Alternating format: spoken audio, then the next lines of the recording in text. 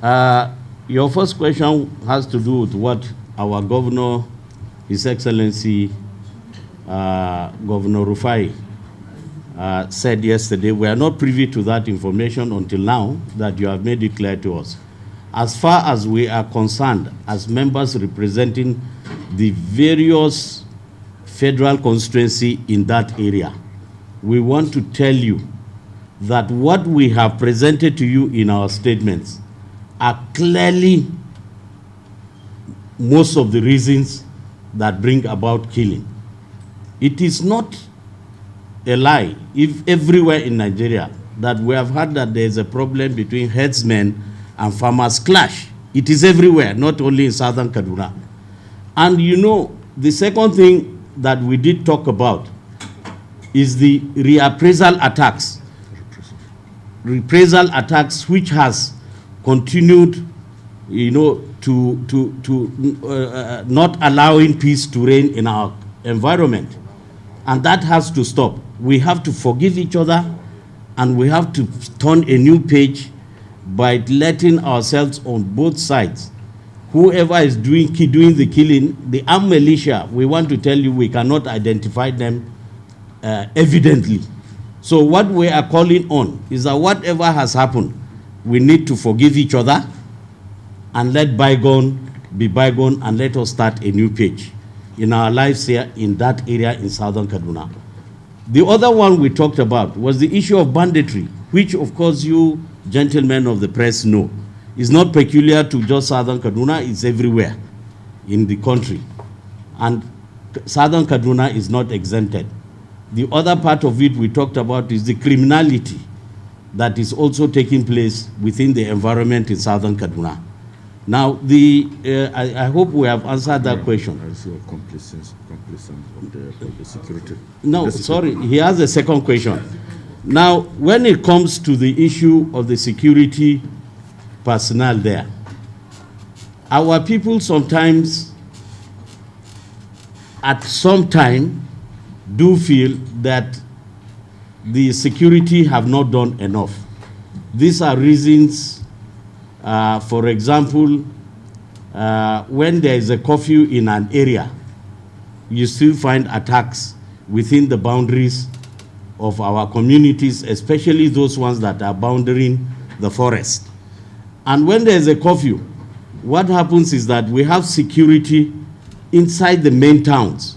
Meanwhile, these attacks do not usually come into the main town, but they are at the periphery and boundaries of our communities.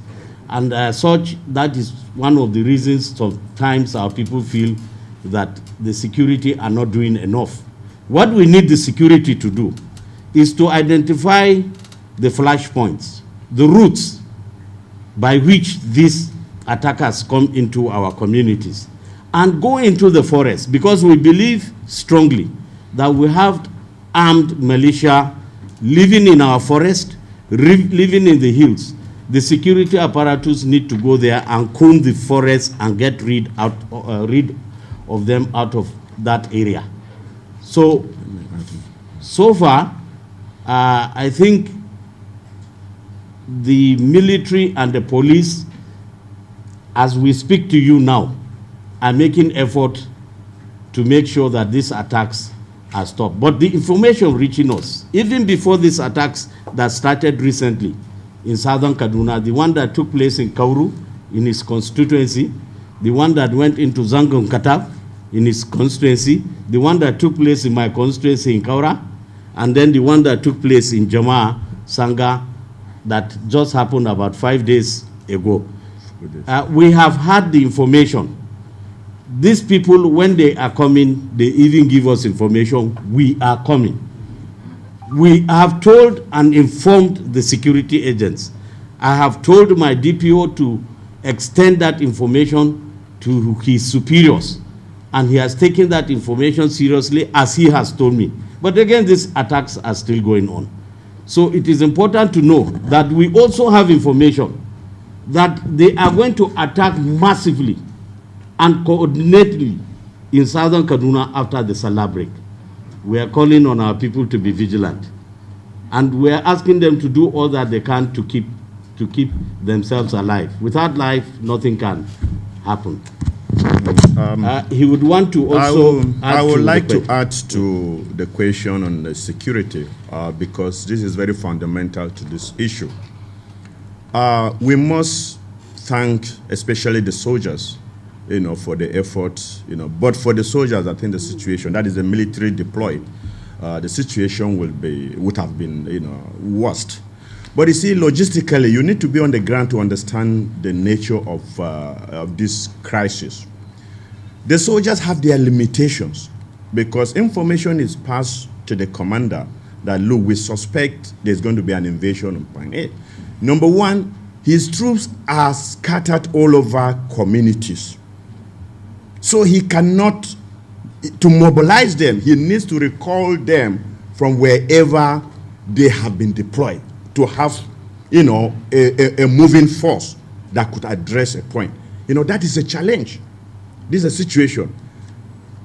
The one that happened in my community, I want to illustrate, so that when we are talking about the security men, we should also understand the challenges they have. An attack was launched as early as 6:30 in the evening. It took almost 2 hours before the soldiers could come. And by the time they came in, it was dark. So they were in a fix because they wouldn't know, who is over there. Is it one of their men? Is it a member of the community that is trying to fend for himself? Or is it the invader?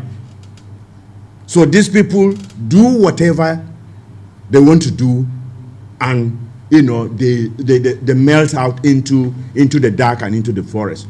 The situation in southern Kaduna is, has taken a pattern that is predictable.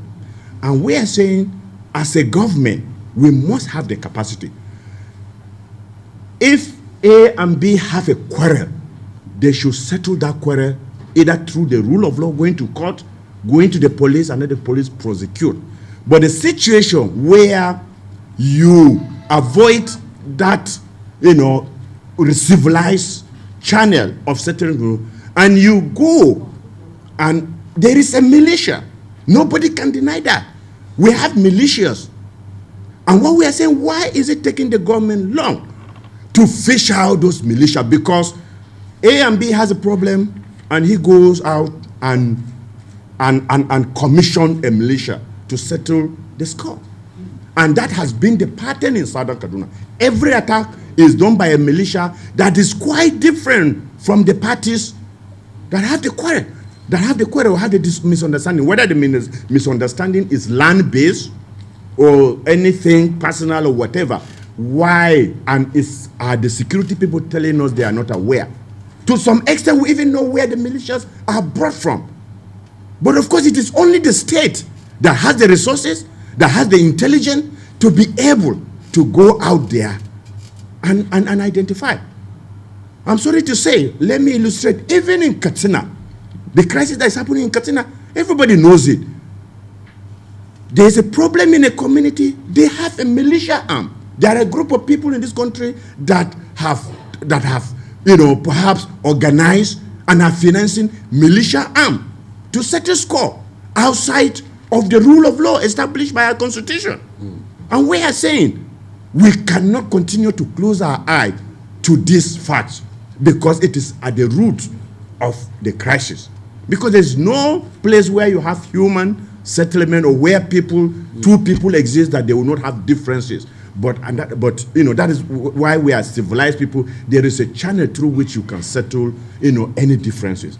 Anything other than, the pursuit, and the adherence to the rule of law, I think the state should frown at it. Thank you. You want to say something? Thank you very much. I want to further illustrate based on the question that was asked regarding the complicity of security agencies. That's the second question. The first question being about warring communities. Now, if you realize amongst the items that we listed as reasons for clashes in southern Kaduna, criminality was included. So if there are warring factions and they go into fight, it is a criminal activity. And yes, I can confirm to you, there are warring communities in southern Kaduna. Now, this press conference is not limited to what is happening just now. This press conference is something we're talking about regarding things that have happened in southern Kaduna over a period of time, not just now. That is why we listed all these items. So if you find a particular item in here that is not currently happening exactly now, doesn't mean it hasn't happened in the past as a reason for clashes. But yes, right now, there are warring communities in southern Kaduna. I come from Kauru Federal Constituency. I represent Kauru Federal Constituency, and I can authoritatively tell you that yes, in my constituency, there are warring communities. In other neighboring constituencies of mine as well, there are warring communities. And yes, that led to the escalation of what is currently ongoing.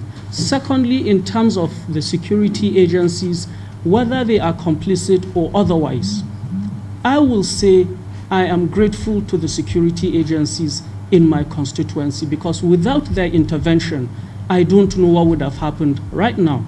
I have a very large terrain. It is rocky. In some cases, they have to walk 12 kilometers to reach a particular community. No vehicle can go there because of the terrain. Now, they risk everything, they go to these locations. And 4 local governments currently are under curfew, which means there are clashes in 4 local governments. Now, the security agencies are spread thin, apart from activities and other challenges that are happening across the country. So it will be difficult to have the largest concentration of security agencies in southern Kaduna because they are spread everywhere. But I wouldn't say they are complicit, but they are limited.